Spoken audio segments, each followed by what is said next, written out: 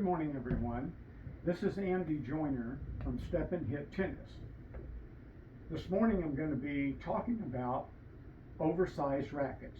In particular, I'm going to talk about the Yonex Astrel line.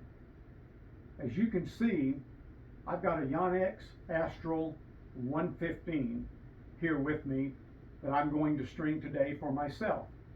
I recently purchased some Yonex Astrel 105s, two of them, because I strained my shoulder about 2 to 3 months ago in a USTA men's match and was looking for a lighter, more comfortable alternative to the head speed that I was using. I was one of those guys that was the I will quit tennis before I will play with one of these rackets guys. I have since changed my perspective since I have purchased this. Kudos to Yonex for putting out a really good quality oversized racket. That's not to say that other brands of oversized rackets are not quality rackets, but Yonex seems to have done an outstanding job on this racket. I plan to string this up this morning with Yonex Rexus Speed multi-filament in the mains, and I've yet to decide between ALU Power or Yonex Polytour Pro in the crosses. And I am doing that because I want to have a little bit of tempering to the power of the racket because of the large head that I'm dealing with here. So we'll get started here in a minute, get this thing in the machine. I'm going to have to adjust this machine to fit this oversized racket a little bit, which I will do here in a second, but encourage everyone to square up, stand tall, step and hit, and most important, have fun.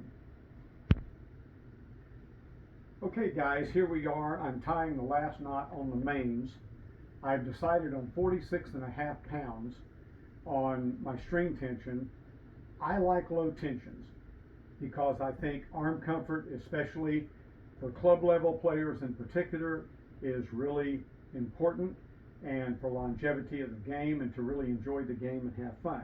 I'm tying the last knot right now, and I tie a Parnell knot. I just like it. I think the Parnell knot and the Wilson Pro knot are both very good knots.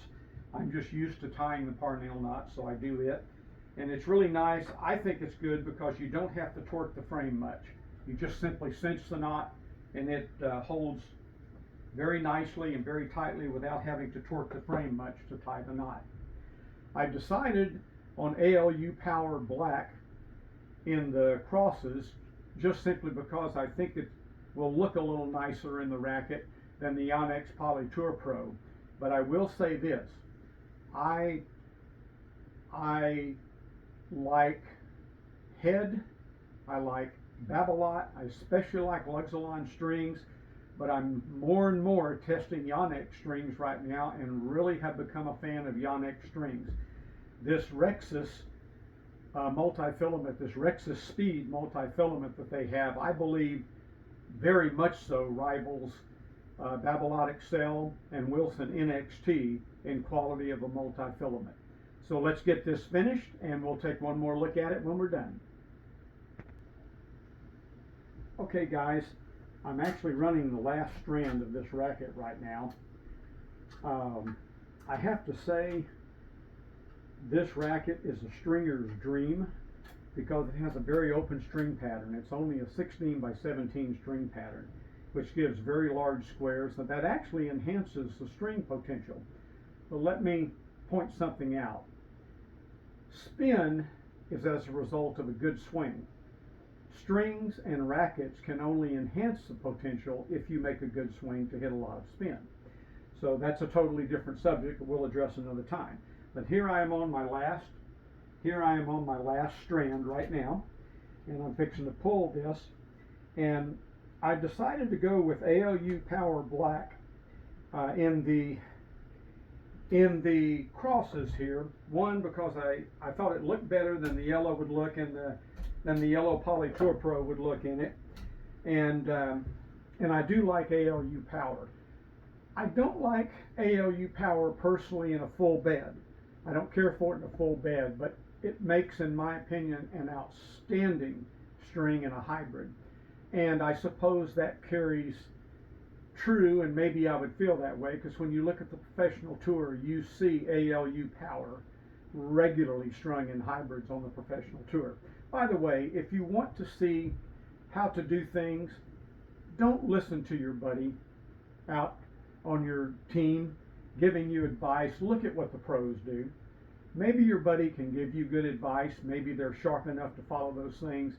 But if you look at what the pros do, you see what the high end and high quality things are. Now rackets, there's different string patterns for rackets. I mentioned this is a 16 by 17. There's 16 by 18, 16 by 19, 18 by 19, 18 by 20. They all kind of do different things. The bigger the square in the racket, the more enhanced the spin potential is. The smaller the square and the more strings in the racket, the racket tends to be more of a control-oriented racket for bigger hitters. And this just makes sense. So another thing I might point out, I will cover this in another video, but there's a difference between a one-piece and a two-piece string job. Anytime you're doing a hybrid, it's obviously going to be a two-piece string job. But if you're doing a one-piece string job, there's a pattern called an ATW or a box pattern that a stringer needs to do if the main strings end in the throat of the racket. Because most manufacturers, and I think Head and Yonex both are very particular about this in their rackets, they do not want their rackets strung from the throat up to the head. And that just makes sense. Because if you were to blow a balloon up and squeeze it, you see how going from the one end of the balloon to the other causes the balloon to distort and bulge up towards the racket. The throat is the strongest portion of the racket. Therefore, you want to be sure that when you're stringing your crosses, you should string your crosses from the head down to the throat. So we're about to finish this up. I'm about to pull my